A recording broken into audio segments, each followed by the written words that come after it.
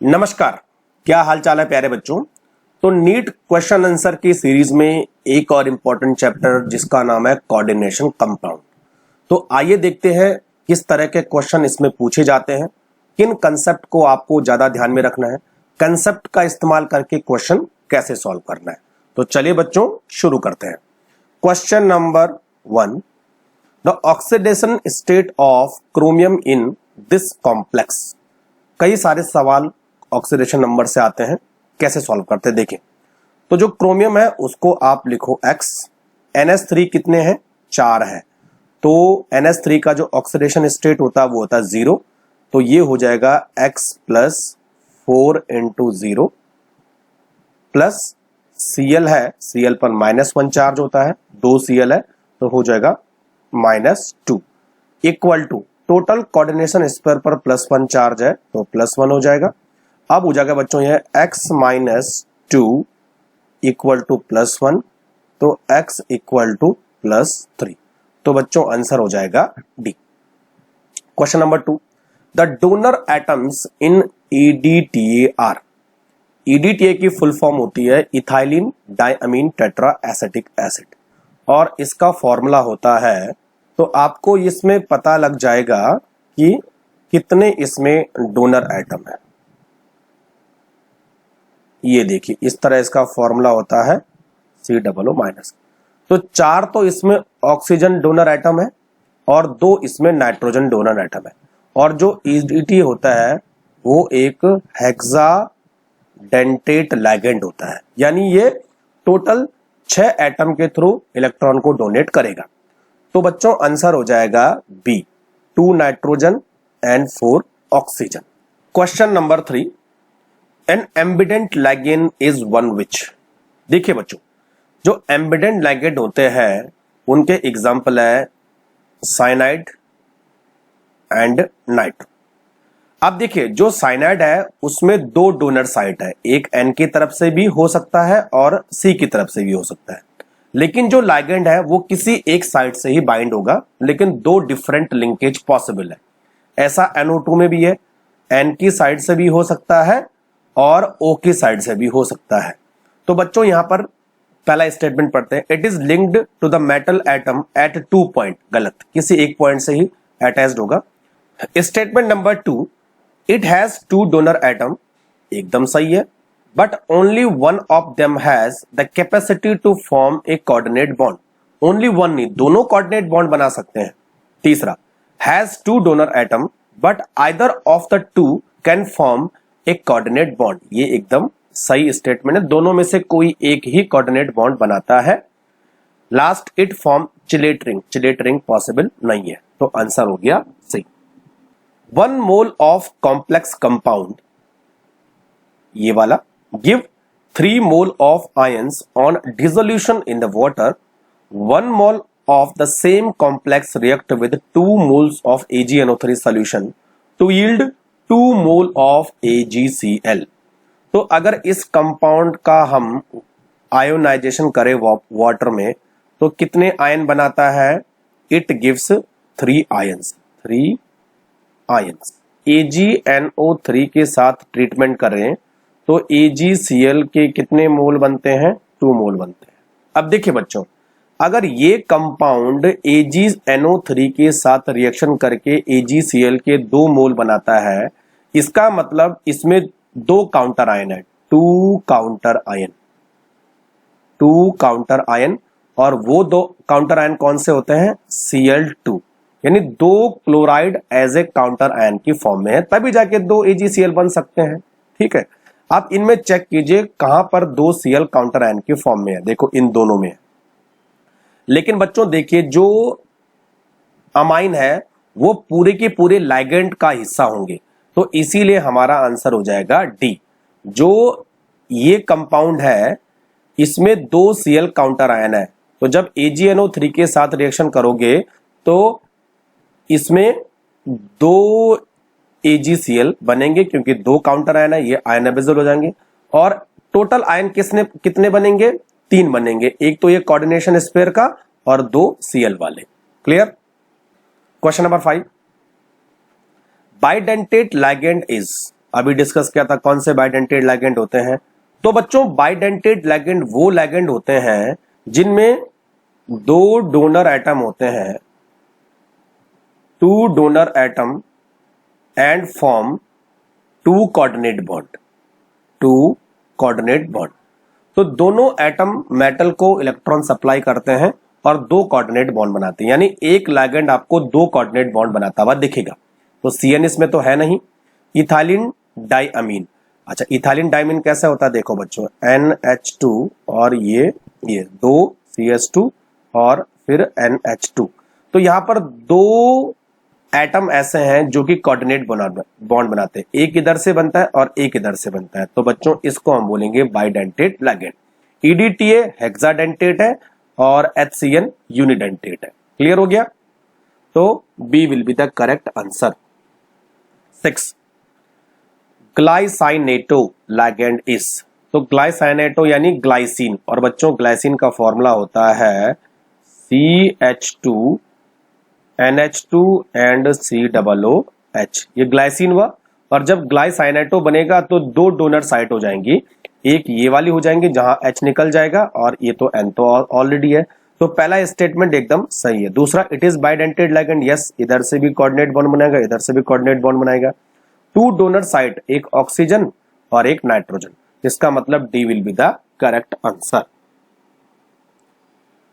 Question number 7 the coordination number and oxidation number of the central metal ion in this complex. तो complex हमारे पास है platinum और EN का whole twice, और oxidation number है इसका, सॉरी कोऑर्डिनेशन स्पेयर का चार्ज है +2।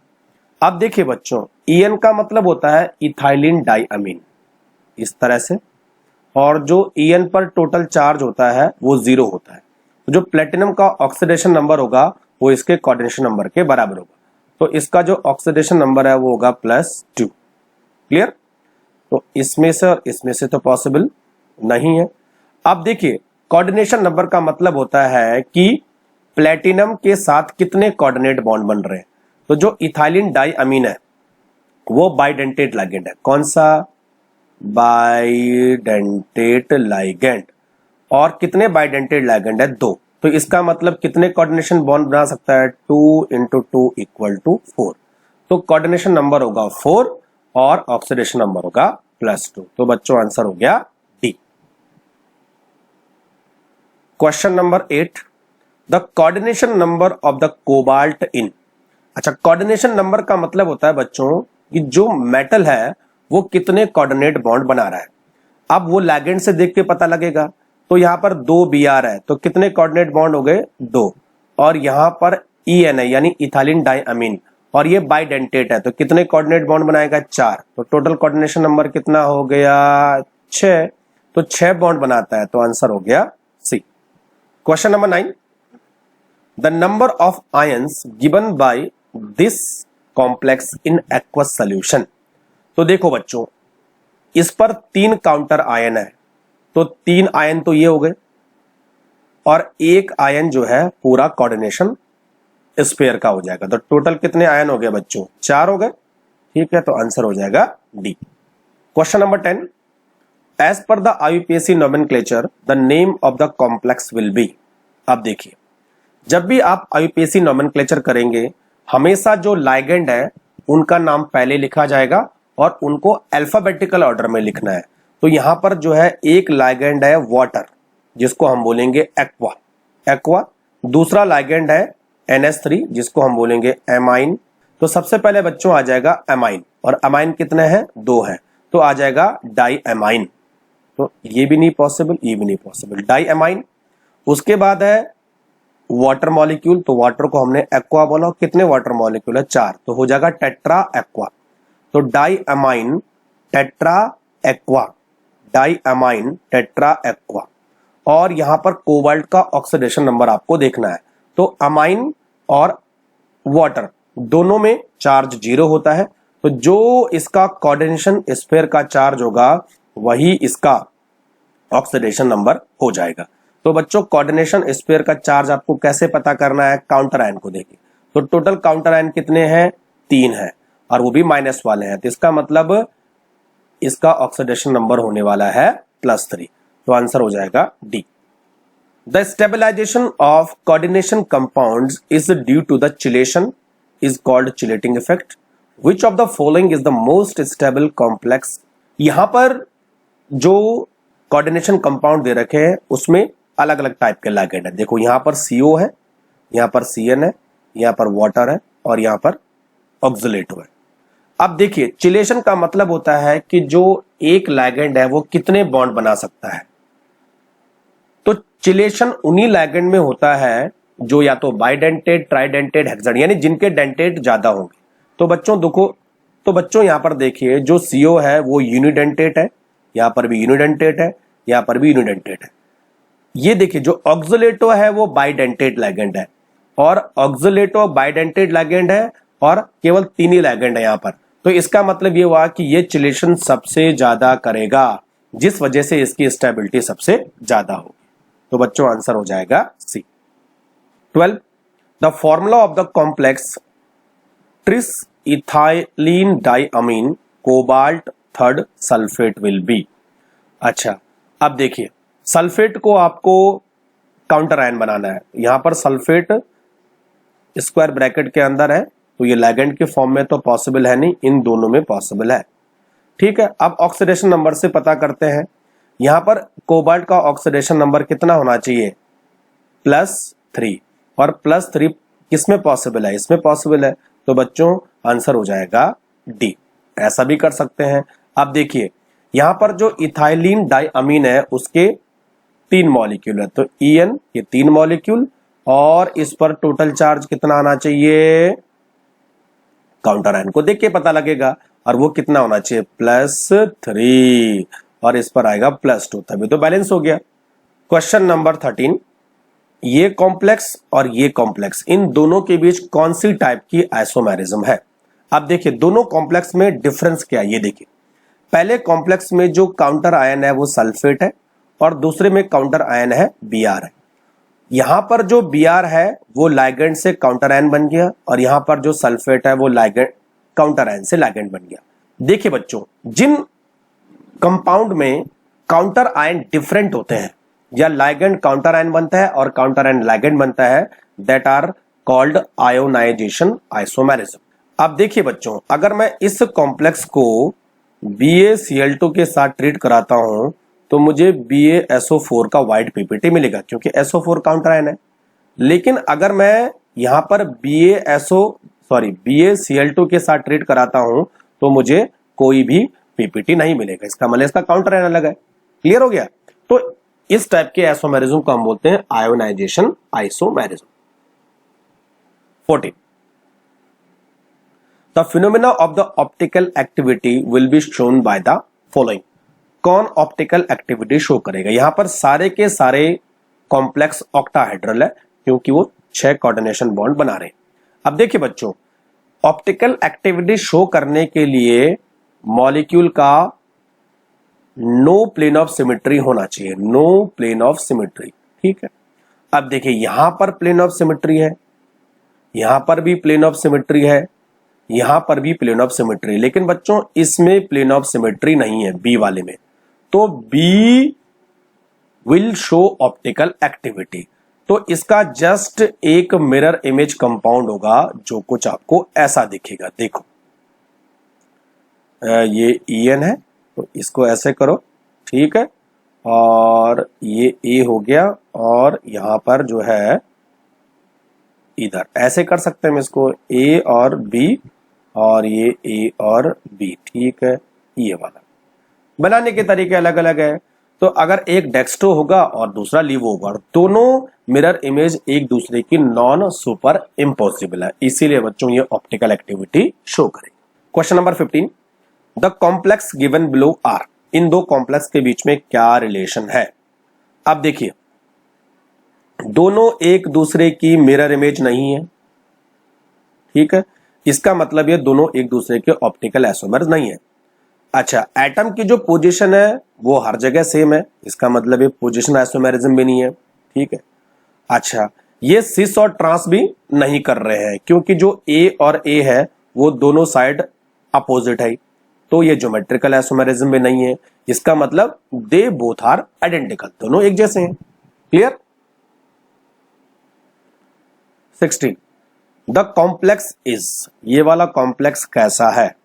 अब इसकी ज्योमेट्री भी आपको देखनी है और इसका मैग्नेटिक बिहेवियर भी आपको देखना है।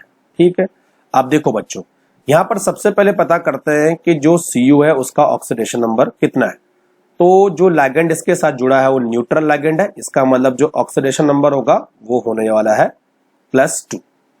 अच्छा, जो कॉपर है नॉर्मल कंडीशन में वो होता है 3d10 and 4s1, और जब +2 हो गया तो 3d9 हो जाएगा, है ना। अच्छा, अब देखो जो 3d9 है उसको आप किस तरह से अरेंज करोगे, ये थोड़ा टाइम टेकिंग क्वेश्चन है ना, और इसको सॉल्व करने में टाइम लगता है, तो जब टाइम लास्ट में आपके साथ बचे तभी करना है। तो 9 यानी इस तरह होगा ये। ठीक है, तो 5, 6, 7, 8 और 9, एक अनपेयर इलेक्ट्रॉन रह जाएगा। ठीक है, और बच्चों ये अनपेयर इलेक्ट्रॉन जो है बाद में p ऑर्बिटल में चला जाएगा और एक ऑर्बिटल खाली हो जाएगा। तो केवल 4 लिगेंड है, तो जो हाइब्रिडेशन होगा वो होगा dsp2, और dsp2 होता है स्क्वायर प्लेनर। ठीक, अब एक अनपेयर है, इसका मतलब ये पैरामैग्नेटिक होगा, तो बच्चों आंसर होना चाहिए square planar and paramagnetic. 17 Which one of the following coordination compound is used to inhibit growth of tumor? अच्छा, कई बार कॉम्प्लेक्स कंपाउंड के यूज पर भी क्वेश्चन आता है। तो ट्यूमर की ग्रोथ यानी कैंसर में, कैंसर के ट्रीटमेंट में काम आता है। तो बच्चों कैंसर के ट्रीटमेंट में काम आता है सिस्प्लाटिन। ये देखो याद ही रखना है ना, सिस्प्लाटिन। क्वेश्चन नंबर 18, कॉलम 1 को कॉलम 2 के साथ मैच करना है। कॉलम 1 में कुछ कोऑर्डिनेशन कंपाउंड दे रखे हैं और उन कोऑर्डिनेशन कंपाउंड में कौन सा सेंट्रल मेटल एटम होता है ये हमें देखना है। अब देखो क्लोरोफिल में क्या होता है, मैग्नीशियम, बायोलॉजी वालों को अच्छी तरह पता होगा।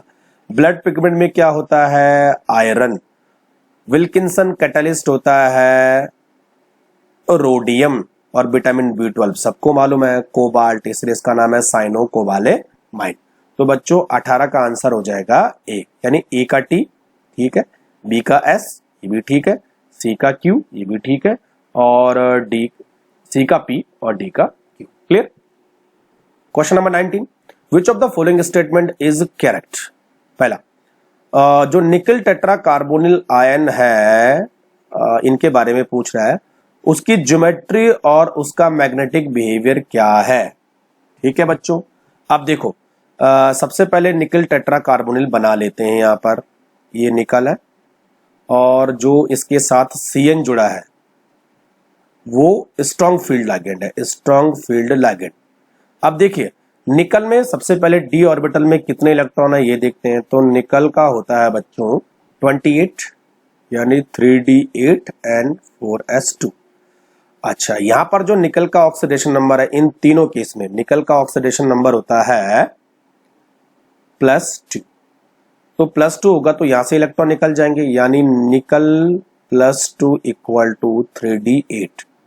अच्छा, जो 3d8 है वो सारे पेयर्ड होंगे, है ना, और ऊपर से स्ट्रॉन्ग फील्ड लिगेंड है तो ये सारे इलेक्ट्रॉन को पेयर्ड करा देगा। इसका मतलब ये डायमैग्नेटिक होने वाला है, तो पैरा तो पॉसिबल है नहीं। ठीक है, इन दोनों में आंसर हो सकता है डायमैग्नेटिक। अच्छा, इसको भी मैं आपको बता देता हूं, ये हमने अभी जस्ट पहले सॉल्व किया था। तो CuNH3 में एक अनपेयर इलेक्ट्रॉन है, अनपेयर इलेक्ट्रॉन है, तो अनपेयर होने की वजह से ये पैरा होगा, डाई नहीं होगा, और इसकी ज्योमेट्री टेट्राहेड्रल नहीं होती है, ये स्क्वायर पैरेलल होती है। तो ये तो ऑप्शन कट करना है। अब इन दोनों में से आप हमें देखना है।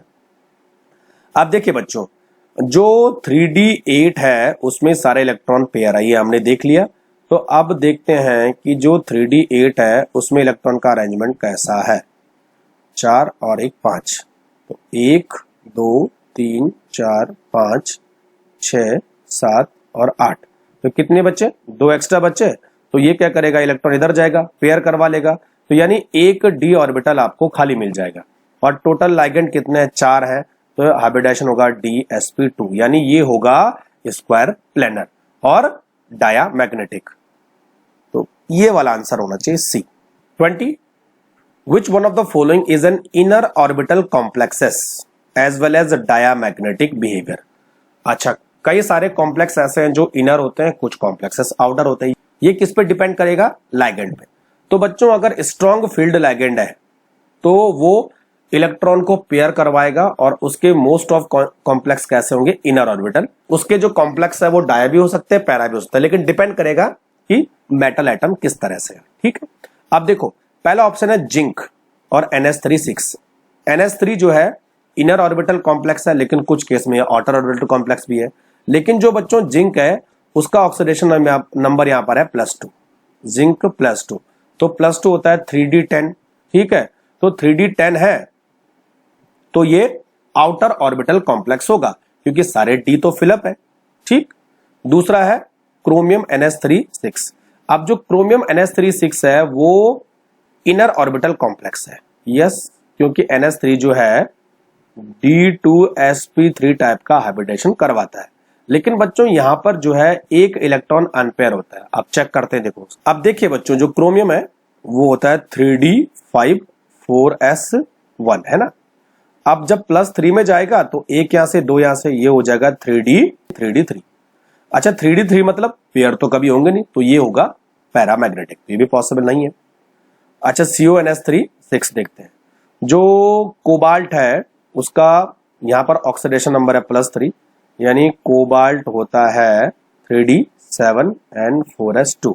+3 में 3d6 हो जाएगा। ठीक है, ये 2 निकल जाएंगे, तो कोबाल्ट +3 यानी 3d6। अगर ये 3d6 है तो इसका मतलब सारे इलेक्ट्रॉन क्या होंगे? पेयर होंगे, और सारे इलेक्ट्रॉन पेयर होंगे तो ये डायमैग्नेटिक होगा। और बच्चों क्या होगा कि इसके जो सारे इलेक्ट्रॉन है वो केवल 2 ही ऑर्बिटल में। अच्छा, 3d6 ऐसे बनेगा, देखो 5 और 6, तो ये दोनों इलेक्ट्रॉन इधर आ जाएंगे तो 2 d ऑर्बिटल वैकेंट छूट जाएंगे, तो D2sp3 हैबिटेशन होगा, यानी ये हमारा आंसर हो जाएगा C। 21 यहां पर एक कंडीशन दी है, octahedral crystal field splitting energy कम है और पेयरिंग एनर्जी ज्यादा है, तो D4 के लिए करेक्ट स्टेटमेंट क्या होगा? तो पहले हम बना लेते हैं ऑक्टाहेड्रल के लिए ऑर्बिटल का अरेंजमेंट, 3 नीचे 2 ऊपर, T2g और Eg। ठीक, अब यहां पर पूछा है कि जो octahedral crystal field splitting energy है वो कम है और पेयरिंग एनर्जी ज्यादा है, यानी इसका मतलब इलेक्ट्रॉन पेयर नहीं करेंगे क्योंकि एनर्जी ज्यादा है। तो कैसे भरेंगे? 4 इलेक्ट्रॉन, 1 2 और 3। अब पेयरिंग नहीं होगा, अब चौथा ऊपर जाएगा, तो Eg में 1 आना चाहिए और T2g में 3 आना चाहिए, तो यानी आंसर हो जाएगा B। 22 according to the Werner theory the coordination compounds are. तो वार्नर थ्योरी ये बोलती है कि किसी भी कोऑर्डिनेशन कंपाउंड में 2 तरह की वैलेंसी होती है, एक प्राइमरी और एक सेकेंडरी। तो बच्चों जो प्राइमरी वैलेंसी होती है वो काउंटर आयन की वजह से होती है, यानी वो आयोनाइजेबल होती है, और जो सेकेंडरी वैलेंसी होती है वो नॉन आयोनाइजेबल होती है। तो यहां पर देखो primary valency is ionizable, yes, ये हमारा आंसर हो जाएगा। सेकेंडरी वैलेंसी इज आयोनाइजेबल, गलत। Primary and secondary valency both are non ionizable, गलत। और लास्ट है only primary valency is non ionizable, गलत। तो A will be the correct answer. 23 अब इसका IUPAC नाम लिखना है। जैसा मैंने आपको बताया था कि सारे लिगेंड का अल्फाबेटिकल ऑर्डर आपको लिखना है, तो यहां पर सबसे पहले लिगेंड कौन सा आएगा? ये अमाइन, फिर आएगा ब्रोमो, फिर आएगा क्लोरिडो, फिर आएगा नाइट्रेटो। तो बच्चों यहां पर आंसर हो जाएगा C। देखो ट्राई अमाइन, ब्रोमिडो, क्लोरिडो, नाइट्रो, प्लेटिनम, और यहां पर इसका ऑक्सीडेशन नंबर है +4, क्योंकि ब्रोमीन के पास 1 माइनस, नाइट्रो के पास भी 1 माइनस और इसके पास भी 1 माइनस, 3 माइनस, उधर जाएंगे 3 प्लस, और ऑलरेडी इस पर 1 प्लस हो रहा है। क्लियर?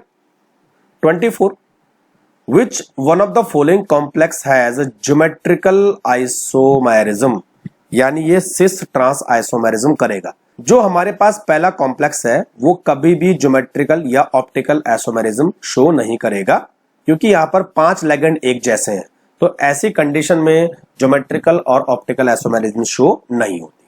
दूसरा देख लेते हैं। देखो ये वाली फेवरेबल कंडीशन है, बी वाली, और मुझे लगता है ये आंसर होने वाला है।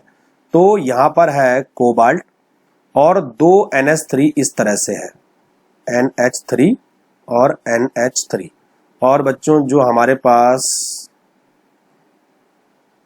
ये दो बाइडेंटेड लिगेंड, तो यहां पर जो है ये कौन सा मॉलिक्यूल बन रहा है, ये बन रहा है आपका ट्रांस, क्योंकि दोनों NH3 एक दूसरे के जस्ट अपोजिट है। अच्छा, इसका सिस बनाना है तो कैसे बनेंगे, देखो EN, और दोनों लिगेंड को मैं पास पास ले आया और NH3 और NH3 को मैं पास पास लिया, बस। तो दोनों लिगेंड एक दूसरे के नजदीक होंगे तो वो सिस होगा, और दोनों लिगेंड एक दूसरे के जस्ट अपोजिट होंगे तो वो ट्रांस होगा। तो बच्चों ये हमारा ज्योमेट्रिकल आइसोमेरिज्म शो करेगा। क्लियर।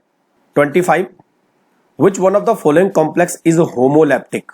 होमोलैप्टिक वो कॉम्प्लेक्स होते हैं जिनमें सिमिलर लिगेंड होते हैं, और हेटेरोलैप्टिक वो कॉम्प्लेक्स होते हैं जिनमें डिफरेंट लिगेंड होते हैं। तो सिमिलर लिगेंड किसमें है, एक इसमें और एक इसमें। तो बच्चों आंसर हो जाएगा 1 and 3। इन दोनों में देखो अलग अलग टाइप के लिगेंड है, तो ये कौन से हैं, heteroleptic. 26, the types of isomerism present in pentaammine nitrochromium 3 chloride is. पहले इसको बना लेते हैं।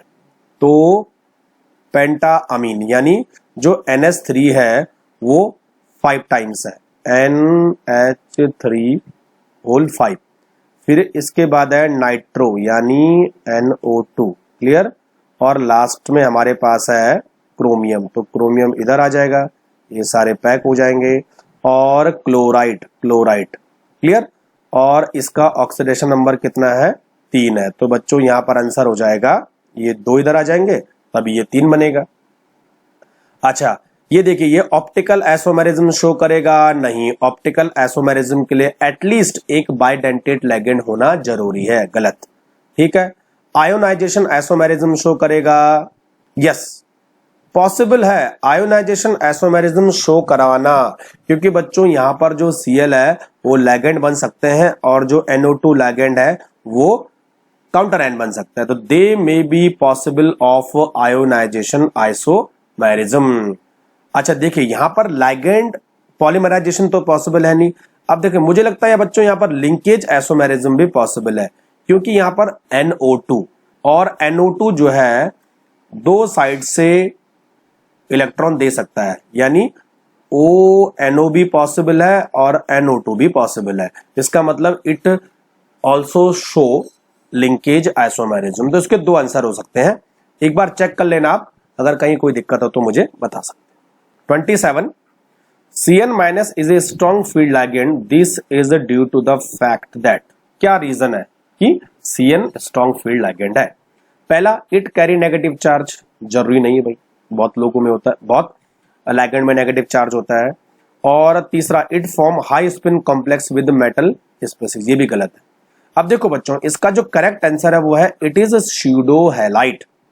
अब देखो जो हमारे पास Cn है वो एक मेटल को लोन पेयर डोनेट करता है, तो यहां पर एक सिग्मा बॉन्ड बनता है। और बाद में बच्चों क्या होता है कि जो मेटल के d इलेक्ट्रॉन है वो इलेक्ट्रॉन शेयर करते हैं कार्बन के ऑर्बिटल के साथ, तो यहां पर एक पाई इलेक्ट्रॉन बनता है। तो इस वजह से जो डेल्टा O है उसकी स्प्लिटिंग में डिफरेंस आ जाता है। ठीक, और ये तभी पॉसिबल है जब एक स्यूडो हैलाइड होगा। तो बच्चों आंसर हो जाएगा B. 28, the complex ion which has highest magnetic moment among the following. ऐसा कॉम्प्लेक्स जिसका मैग्नेटिक मोमेंट हाईएस्ट होगा, इसका मतलब which has more number of unpaired electron. जितने ज्यादा अनपेयर इलेक्ट्रॉन होंगे मैग्नेटिक मोमेंट उतना बढ़ेगा। और इसके लिए फॉर्मूला क्या है, म्यू इक्वल टू √n+2 है ना, और n का मतलब होता है नंबर ऑफ अनपेयर इलेक्ट्रॉन, यहां से निकाल सकते हैं। अब देखो शॉर्टकट क्या है, जो हमारे पास Cn है वो एक स्ट्रॉन्ग फील्ड लिगेंड है, और स्ट्रॉन्ग फील्ड लिगेंड क्या करता है, इलेक्ट्रॉन को पेयरिंग करवाता है, तो यहां पर तो पॉसिबल नहीं है। जो CONH3 है, NH3 भी एक तरह का स्ट्रॉन्ग फील्ड लिगेंड है, तो यह क्या करेगा बच्चों, इलेक्ट्रॉन को पेयर करवाएगा, यहां पर भी पॉसिबल नहीं है। अब इन दोनों में देखो NH3 स्ट्रॉन्ग फील्ड लिगेंड, यहां पर भी पेयरिंग होगी, और वैसे निकल है तो निकल में मोस्ट ऑफ इलेक्ट्रॉन पेयर होते हैं, है ना। अब बच्चा हमारा ए, और ये हमारा आंसर हो जाएगा। जो फ्लोरीन है वो एक वीक फील्ड लिगेंड है और वीक फील्ड लिगेंड इलेक्ट्रॉन को पेयर नहीं करवा पाते हैं, तो मोस्ट ऑफ इलेक्ट्रॉन क्या होंगे, अनपेयर होंगे। तो यहां पर आंसर होने वाला है ए, तो इसका मैग्नेटिक मोमेंट सबसे ज्यादा होगा 29। विच one of the following complex coordination isomerism, कौन से कॉम्प्लेक्स कोऑर्डिनेशन आइसोमेरिज्म है? तो बच्चों ऐसे कॉम्प्लेक्स जहां पर लिगेंड का शिफ्टिंग होता है with respect to the metal. अब देखो ये डी वाला, देखो डी वाला कोबाल्ट के साथ NH3 है और क्रोमियम के साथ Cn है, बाद में चेंज हो गया, कोबाल्ट के साथ Cn चला गया और क्रोमियम के साथ NH3 आ गया। तो इस टाइप की आइसोमेरिज्म को हम बोलते हैं कोऑर्डिनेशन आइसोमेरिज्म। अब देखो बच्चों सी वाले में वाटर लिगेंड है और वाटर बाहर है, इसको हम बोलते हैं हाइड्रेट आइसोमेरिज्म। ये वाला देखिए यहाँ पर NO2 है और यहाँ पर ONO है, इसको हम बोलते हैं लिंकेज आइसोमेरिज्म। और यहाँ पर देखे SO4 काउंटर आयन है और SO4 अंदर चला गया, इसको हम बोलते हैं ionization isomerism. 30 crystal field stabilization energy for high spin D4 octahedral complex will be. High spin का मतलब होता है जो क्रिस्टल फील्ड स्प्लिटिंग एनर्जी है वो कम है और जो पेयरिंग एनर्जी है वो ज्यादा है। ठीक है, इसका मतलब इलेक्ट्रॉन पेयर नहीं होंगे, इलेक्ट्रॉन मोस्ट ऑफ अनपेयर रहेंगे। अब देखिए ऑक्टाहेड्रल के लिए 2 ऑर्बिटल ऊपर जिनका नाम है Eg और 3 ऑर्बिटल नीचे जिनका नाम है T2G। ठीक है, D4।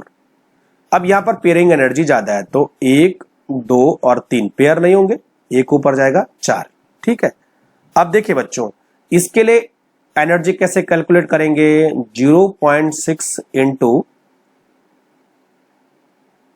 1, ये हो जाएगा 0.6 और ये प्लस के होंगे। अब एनर्जी नीचे -4, 0.4 माइनस इतनी कम होती है और कितने इलेक्ट्रॉन है, टोटल 3 इलेक्ट्रॉन है, तो बच्चों हो जाएगा माइनस के 1.2। अब दोनों को आप सॉल्व करोगे तो कितने बचेंगे, माइनस के 0.6, तो आंसर हो जाएगा डी। क्वेश्चन नंबर 31, ये किस टाइप का आइसोमर है? अब देखिए बच्चों यहां पर जो है 4 तो एक ही जैसे लिगेंड है और 2 लिगेंड अलग टाइप के हैं लेकिन दोनों एक दूसरे के जस्ट अपोजिट है। तो इसको हम ऐसे भी बना सकते हैं, ये ए इधर ला जाओ और बी इधर ला जाओ, यानी 2 सिमिलर लिगेंड अभी अपोजिट है, वो बी वाले और बी वाले इस तरह भी आ सकते हैं।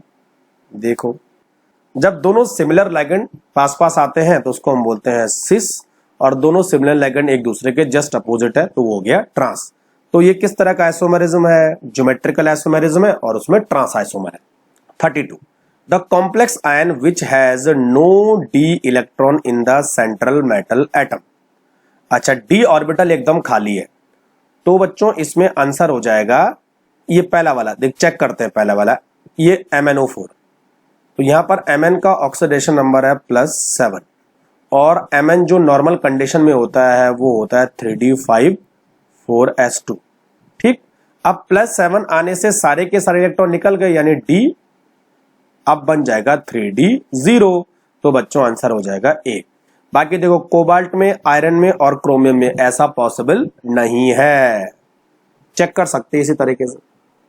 पेंटा carbonyl iron, iron carbon bond poses.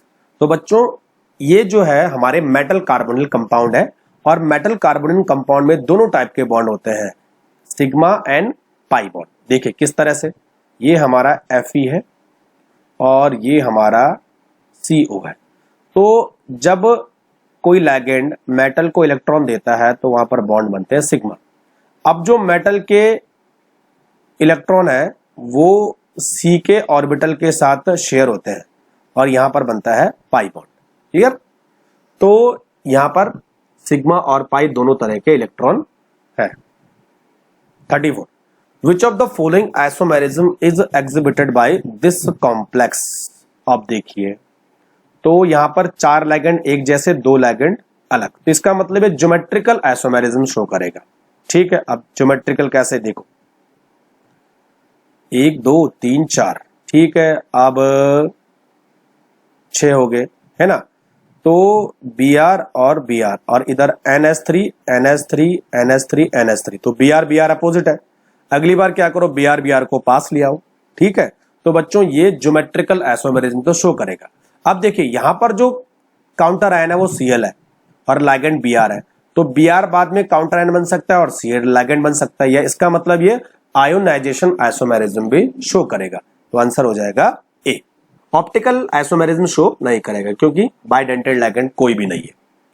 35 the spin only magnetic movement of CrO6 will be. जो मैग्नेटिक मूवमेंट है वो हम इस फॉर्मूले से मालूम करते हैं, √n+2, और n का मतलब होता है नंबर ऑफ अनपेयर इलेक्ट्रॉन। ठीक, अब क्रोमियम में चेक करो कि अनपेयर इलेक्ट्रॉन कितने हैं। तो यहां पर बच्चों क्रोमियम का ऑक्सीडेशन नंबर है 0 क्योंकि CO का चार्ज 0 होता है। तो जो क्रोमियम है वो हो जाएगा 3d5 4s1, और जो हमारा कोबाल्ट है वो एक स्ट्रॉन्ग फील्ड लिगेंड है, तो ये क्या करेगा, इस इलेक्ट्रॉन को भी इसमें आ जाएगा, यानी अब हो जाएगा 3d6, यानी सारे इलेक्ट्रॉन पेयर हो जाएंगे। ये इलेक्ट्रॉन को पेयर करवा देगा, तो 1 2 3 4 5, और जो s का इलेक्ट्रॉन था वो इधर आ जाएगा, और बाकी ये इसमें आ जाएगा और ये इसमें आ जाएगा, यानी सारे इलेक्ट्रॉन पेयर हो जाएंगे। तो अनपेयर इलेक्ट्रॉन कोई भी नहीं मिलेगा, इसका मतलब मैग्नेटिक मूवमेंट क्या होगा, 0। 36 which of the following is the limitation of valence bond theory. पहला, it does not distinguish between weak and strong field ligand, ये भी सही है। दूसरा, it does not give quantitative interpretation of magnetic data, magnetic property के बारे में कुछ ज्यादा नहीं बता पाता, ये भी ठीक है। और तीसरा, it does not explain colour exhibited by the coordination compound. तो ये बच्चों ये तीनों चीजें वैलेंस बॉन्ड के केस में लिमिटेशन है, इसका मतलब आंसर हो जाएगा D. 37 among the ligands NH3 EN CN and CO the correct order is. अब इस तरह के कई सारे क्वेश्चन पूछे गए हैं पिछले सालों में, जहां पर स्पेक्ट्रोकेमिकल सीरीज में लाइगेंड का ऑर्डर आपको बताना है। तो बच्चों सबसे स्ट्रॉन्ग फील्ड लाइगेंड है CO, फिर देन CN, देन EN, और लास्ट में आता है NH3। तो आंसर हो जाएगा ए। अच्छा, एक चीज में आप कंफ्यूज मत होना, दो ऐसे लाइगेंड है, एक है बच्चों SCN माइनस और दूसरा है NCS माइनस। जो NCS माइनस है वो ज्यादा स्ट्रॉन्ग फील्ड लाइगेंड है as compared to SCN minus से। Clear. 38 among the following identify the species with an atom +6 oxidation state. अच्छा चलो देख लेते हैं +6 कहां पे आ रहा है।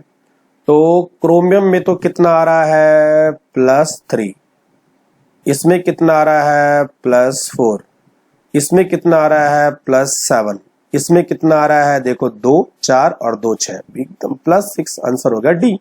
39 what is the coordination number of Cr in this complex. तो यहां पर बाइडेंटेड लिगेंड है OX यानी ऑक्सोलेटो, इट इज बाइडेंटेड लिगेंड। तो बाइडेंटेड लिगेंड 2 कोऑर्डिनेशन बॉन्ड बनाता है, तो टोटल कोऑर्डिनेशन बॉन्ड कितने बनेंगे 6, तो इसका कोऑर्डिनेशन नंबर हो गया 6। 40 विच of the following does not show optical isomerism. अच्छा, ऑप्टिकल आइसोमेरिज्म के लिए एटलीस्ट एक बाइडेंटेड लिगेंड का होना जरूरी है।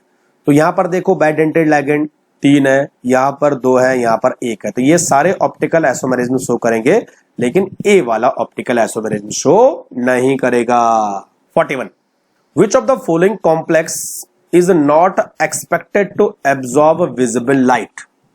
अब देखिए कौन सा कॉम्प्लेक्स विजिबल लाइट को एब्जॉर्ब करेगा, कौन सा नहीं करेगा, ये डिपेंड करेगा कि डी ऑर्बिटल में पेयर इलेक्ट्रॉन है कि अनपेयर है। अगर इलेक्ट्रॉन सारे पेयर होते हैं तो डी ट्रांजिशन पॉसिबल है नहीं, तो वो बच्चों कलरलेस होगा। या डी ऑर्बिटल में कोई भी इलेक्ट्रॉन नहीं है, तो या तो सारे इलेक्ट्रॉन डी ऑर्बिटल के टैग्ड है यानी पेयर्ड है, या तो डी ऑर्बिटल में कोई भी इलेक्ट्रॉन नहीं है तो वो सारे कलरलेस होंगे, और अगर अनपेयर इलेक्ट्रॉन कोई बच जाता है तो वो कलर्ड होगा। अब चेक कीजिए, देखो यहां पर नॉट पूछा है, इसका मतलब डी या तो 0 होगा या तो डी सारे फिलअप होंगे। तो निकल टेट्रा कार्बोनिल 2-, तो यहां पर निकल का ऑक्सीडेशन नंबर आ जाएगा +2, और निकल होता है बच्चों 3d8 4s2, तो यहां पर निकल हो जाएगा 3d8 और निकल के साथ जो है स्ट्रॉन्ग फील्ड लिगेंड जुड़ा है, यानी सारे इलेक्ट्रॉन पेयर होंगे। अब सारे इलेक्ट्रॉन पेयर होंगे तो इसका मतलब डी ट्रांजिशन पॉसिबल है नहीं, तो ये विजिबल लाइट को एब्जॉर्ब नहीं करेगा, तो आंसर हो जाएगा ए। अब देखो Cr में CrNH36 यहां पर एक इलेक्ट्रॉन अनपेयर होगा, निकल और निकल के साथ जो है ये देखो यहां पर जो है वाटर जुड़ा है, यहां पर भी वाटर है। वाटर जो है वीक फील्ड लिगेंड है, वीक फील्ड लिगेंड इलेक्ट्रॉन को पेयर नहीं करवा पाते हैं, तो मोस्ट ऑफ इलेक्ट्रॉन अनपेयर होंगे, इसका मतलब डी ट्रांजिशन पॉसिबल है। 42 which among the following complex is a diamagnetic. Diamagnetic यानी सारे इलेक्ट्रॉन क्या होना चाहिए, पेयर्ड होने चाहिए। अब देखो बच्चों इसको कैसे सॉल्व करते हैं, आप केवल लिगेंड का नेचर देखिए। यहां पर जो Cl है वो वीक फील्ड लिगेंड है, यानी इलेक्ट्रॉन अनपेयर होंगे। यहां पर जो F है वो भी वीक फील्ड लिगेंड है, तो इन दोनों में तो पॉसिबल है नहीं। अब देखिए जो NH3 है वो कुछ कंडीशन में वीक फील्ड लिगेंड है, कहीं पर वो स्ट्रॉन्ग फील्ड लिगेंड। लेकिन अगर CrNH36 देखा जाए तो यहाँ पे Cr का ऑक्सीडेशन नंबर आता है +3, यानी ये हो जाएगा 3d3, और 3d3 में जो है इलेक्ट्रॉन एक अनपेयर रहने वाला है, ठीक है, तो इसका मतलब ये पैरामैग्नेटिक होगा। तो बच्चों आंसर हो गया सी। और यहां पर निकल के साथ क्या जुड़ा है, CO, और CO एक स्ट्रॉन्ग फील्ड लिगेंड है, वो सारे इलेक्ट्रॉन को पेयर करवा देगा। 43 among the following complex one which show zero crystal field splitting energy। आप देखो जीरो कैसे आएगी, क्रिस्टल फील्ड स्प्लिटिंग एनर्जी में आप पहले पैटर्न देखे है ना, 3 ऑर्बिटल नीचे यानी T2g और 2 ऑर्बिटल ऊपर यानी EG।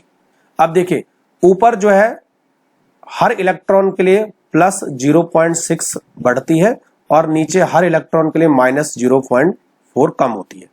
अब देखिए जीरो कब होगी, जब ऊपर जो है 2 इलेक्ट्रॉन होंगे और नीचे जो है 3 इलेक्ट्रॉन होंगे, है ना बच्चों, तभी जाके जीरो होगी, क्योंकि +1.2 ऊपर जाएगी और -1.2 नीचे आएगी।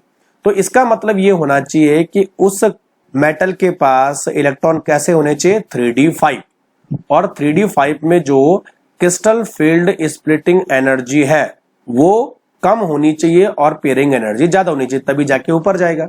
तो बच्चों 3d5 किस में आता है, ये देखिए इसमें आता है आयरन में, ठीक। और यहां पर जो H2O लिगेंड है वो सारे वीक फील्ड लिगेंड है, इसका मतलब पेयरिंग एनर्जी ज्यादा होगी और क्रिस्टल फील्ड स्प्लिटिंग एनर्जी कम होगी। तो आयरन में अगर आप देखोगे तो यहां पर आयरन होता है +3 और +3 में बच्चों ये आता है 3d5, इसका मतलब आंसर हो गया बी।